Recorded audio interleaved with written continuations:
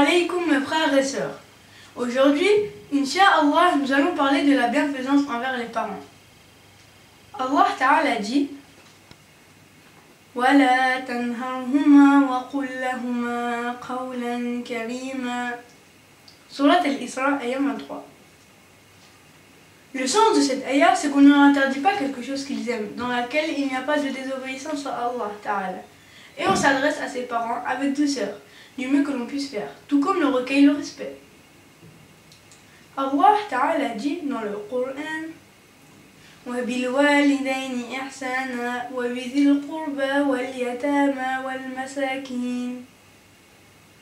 Dans cette ayah, il y a une forte incitation à agir avec bienfaisance envers ses parents, à gagner leur satisfaction durant leur vie. Que celui qui veut la réussite et le succès agisse en bien envers ses parents. Celui qui agit avec bienfaisance envers ses parents aura une fin heureuse si Allah Ta'ala le veut. Agir avec bienfaisance envers ses parents est une bénédiction dans le bas monde et dans l'au-delà. La religion de l'islam est une religion éminente. La ayah وَبِالْوَالِدَيْنِ إِحْسَانًا comporte l'incitation d'agir avec bienfaisance et respect envers les parents. Ibn Abbas, que Allah Ta'ala l'agrée, a dit au sujet du comportement qu'il convient d'avoir avec les parents: ne secoue pas ton vêtement près d'eux, de peur que la poussière ne les éteigne et que cela les gêne. Allah Ta'ala a interdit à ses esclaves, dans le Coran honoré, de dire ouf aux parents. C'est-à-dire qu'il est interdit de leur dire une parole qui marque l'ennui, l'exaspération et le manque de patience. L'esclave a reçu l'ordre d'agir avec douceur et avec un bon comportement envers eux, de sorte que même s'ils voient de leur part quelque chose qui lui ferait perdre patience, qu'ils ne leur disent pas ouf.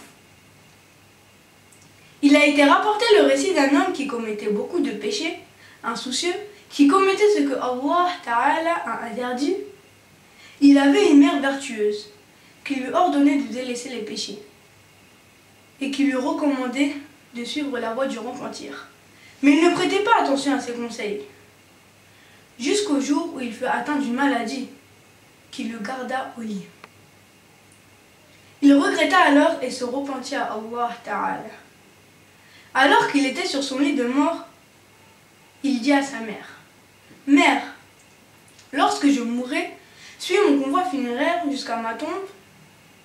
Lorsqu'ils me mettront dans ma tombe, descends-y toi aussi et dis: Ô Seigneur, je suis satisfaite de mon fils que voici. Ô Allah, agrée-le. »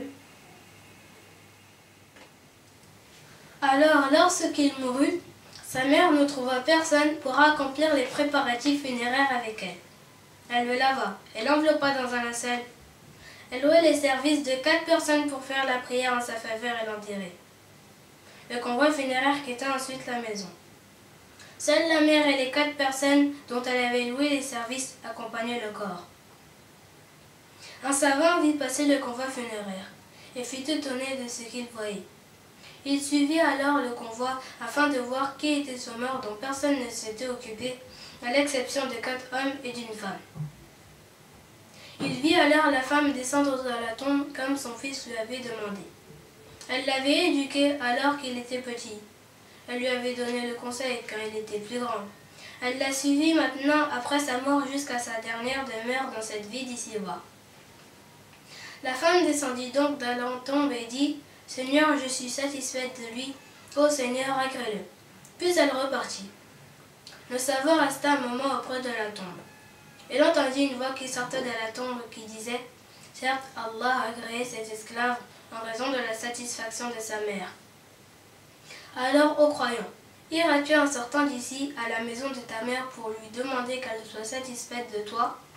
Ou iras-tu visiter sa tombe pour dire: « Seigneur, pardonne-moi ainsi qu'à mes parents. Seigneur, fais-leur miséricorde, tout comme ils m'ont éduqué quand j'étais jeune. » Combien il est important, mes frères et sœurs, que nous nous rappelions les uns les autres d'agir avec bienfaisance envers nos parents, tant qu'ils sont vivants, et de leur rendre visite quand ils seront dans leur tombe, lorsqu'ils nous auront quittés, de faire des invocations à leur faveur, car ils attendent des cadeaux et des dons après leur mort.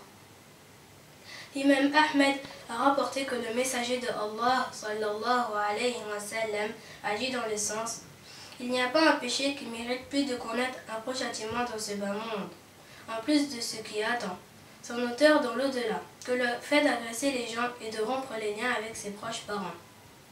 Je demande à Allah qu'il me préserve d'agir en mal avec mes parents, ainsi qu'à vous. Retrouvez chaque vendredi un nouveau rappel sur YouTube. Barakallahu fikum, assalamu alaikum. الله الله الله